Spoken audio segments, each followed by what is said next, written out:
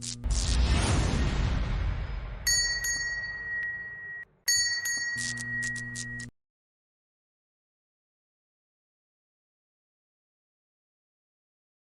the Property Manager, select the top plane. The context toolbar will appear. Click Sketch. Activate the Circle command.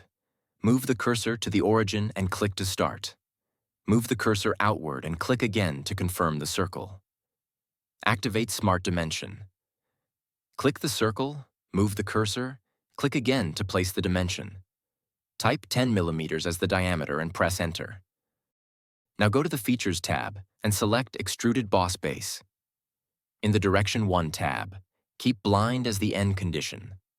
Click the reverse direction icon. Set the depth of extrusion to 50 mm. Click OK to complete the operation. Click Zoom to Fit to view the entire model. Next, in the Property Manager, select the front plane, then click Sketch. Adjust the view. Activate the Center Rectangle command. Click at the origin to start, move the cursor, and click again to confirm the rectangle. Activate Smart Dimension. Click the vertical line of the rectangle, move the cursor, and place the dimension. Type 20 mm, then press Enter. Click the horizontal line, move the cursor, and place the dimension. Type 25 mm, then press Enter. Go to the Features tab and select Extruded Boss Base. Click Zoom to Fit to preview the extrusion. In the Direction 1 tab, set mid-plane as the end condition. Set the depth to 10 mm. Make sure Merge Result is checked. Click OK to complete the operation. Now click the front face of the rectangle we just extruded, then click Sketch. Zoom in. In the Sketch tab, drop down the Slot tool list and choose Centerpoint Straight Slot. In the Property Manager, check Add Dimensions. Click at the origin to start. Move the cursor horizontally and click to set the length. Move the cursor vertically and click to confirm the width. Since Add Dimensions is checked, the slot will be automatically dimensioned.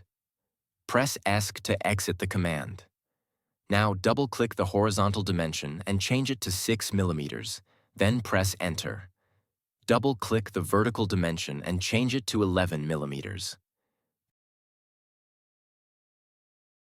Go to the Features tab and select Extruded Cut.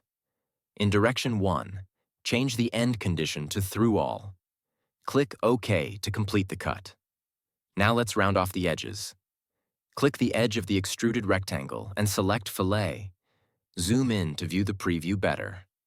In the Property Manager, check the Multi Radius Fillet box. Click the other edge to add it to the selection.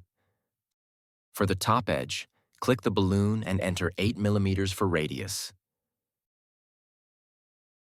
For the bottom edge, click the balloon and enter 2 mm for radius. Click OK to finish the fillet. Click Zoom to Fit to view the whole model. Great job!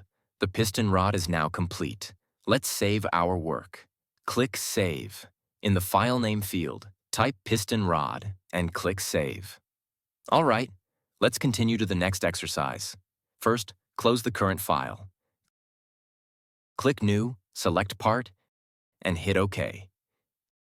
In the next exercise, we'll be creating a left crank arm. Let's jump right in.